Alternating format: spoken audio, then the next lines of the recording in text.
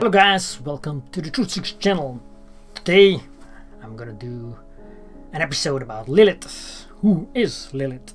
Lilith is a demonic figure. It says so in Wikipedia. She is the first mention in biblical Hebrew in Isaiah 34:14 and later in Late Antiquity in Mandaean Gnosticism, mythology and Jewish mythology sources from 500 CE onwards. Lilith appears in historiolas, incantations, incorporating a short mythic story in various concepts and localities that give partial descriptions of her.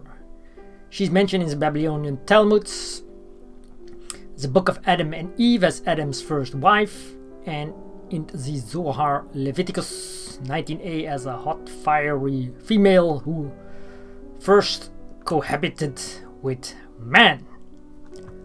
Alright.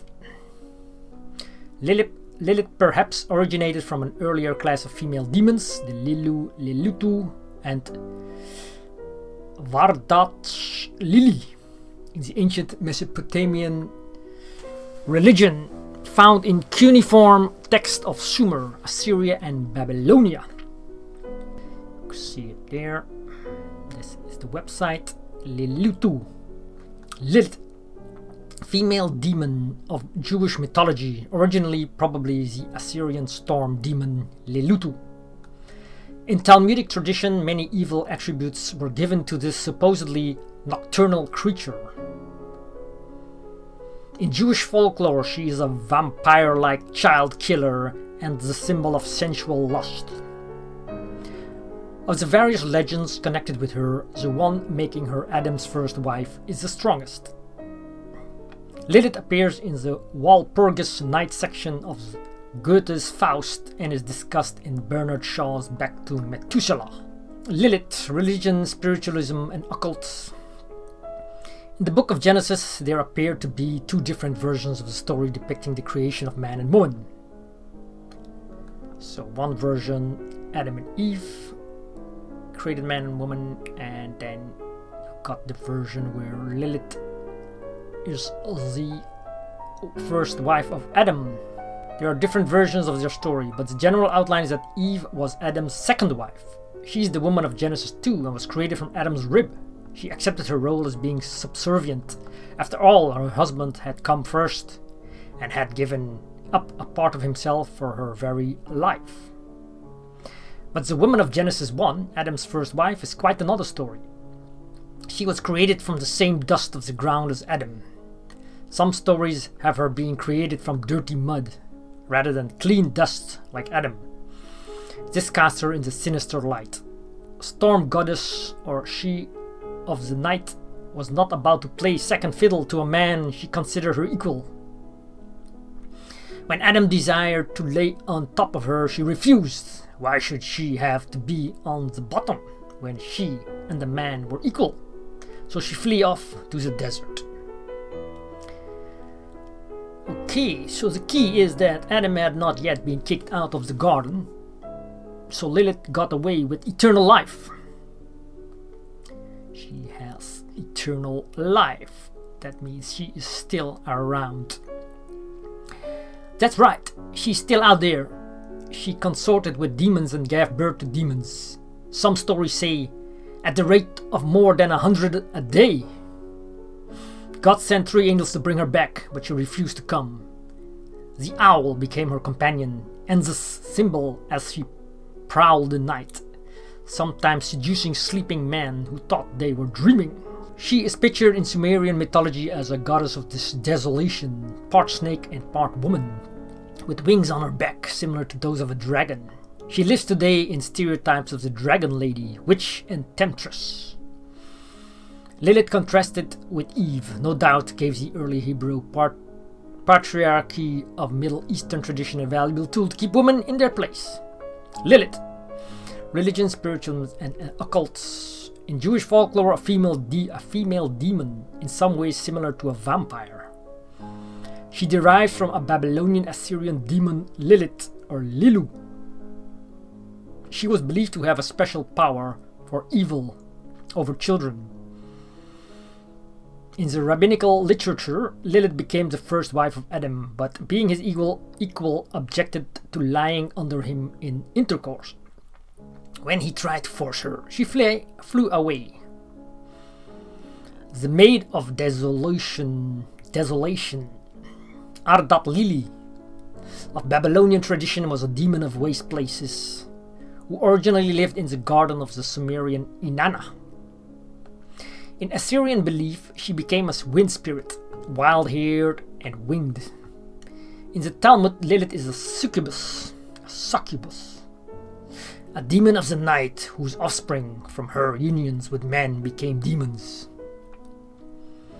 attacking men who slept alone, who was an angel of darkness, becoming a goddess of conception. This belief gained strength in the Middle Ages. It was said that children in their first week of life were most susceptible to Lilith. Although some said a girl was in danger for 20 days and a boy for the first 80 years of his life. A talisman protection against Lilith had to have 3 names engraved on it: Sanvi, Sansanvi, Semangelaf. Some witches consider Lilith a patroness, a moon goddess. Her beauty is more than human. Lilith, one of the most famous figures in Hebrew folklore, originated as a storm demon and later became identified with the night.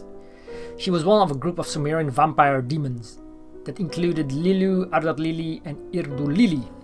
She appeared in the Babylonian Gilgamesh epic as a vampire harlot who was unable to bear children and whose breasts were dry. She was pictured as a beautiful young girl with owl's feet, indicative of her nocturnal life, or that she could fly. In the Gilgamesh epic, Lilith escaped from her home near the Euphrates River and settled in the desert. In this regard, she earned a place in the Hebrew Bible, the Christian Old Testament. Once more attracted to Adam, Lilith returned to haunt him. After he and Eve, his second wife, were expelled from the Garden of Eden, Lilith and her cohorts, all in the form of an incubus, succubus, attacked them, thus causing Adam to father many demons and Eve to mother still more. Out of this legend, Lilith came to be regarded in Hebrew lore much more as a succubus than a vampire, and men were warned against sleeping in a house alone lest Lilith overtake them.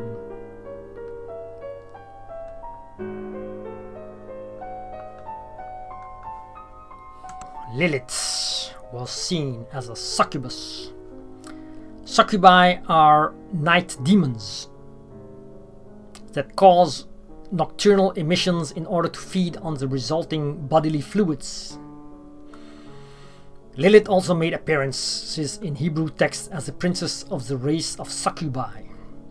The name Lilith may derive from the Hebrew word lulti, meaning lasciviousness, and not Layla, meaning night.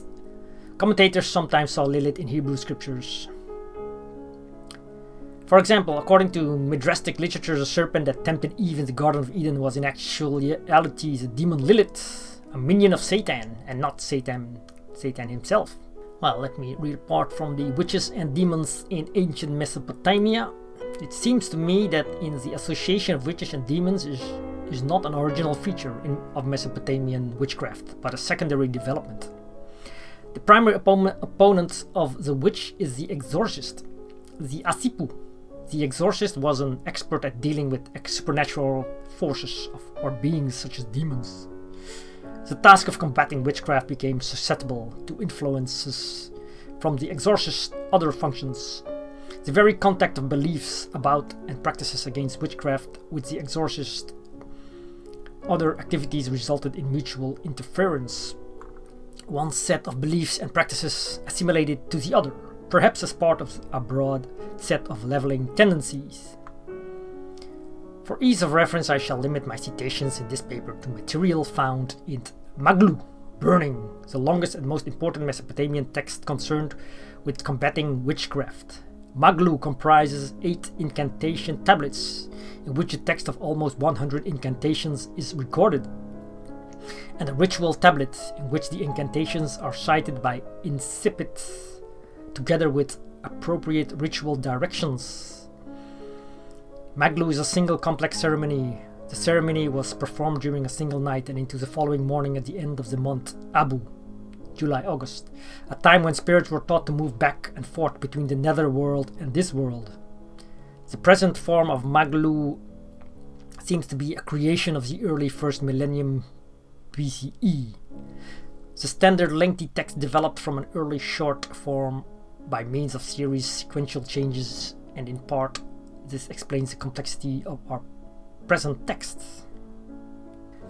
Here you see a depiction of Lilith from Mesopotamia. The Mesopotamian demons called lilû, feminine lilîtu. This is how they depicted her in the stone carvings. And you can see she's holding two symbols of eternal life in her hand.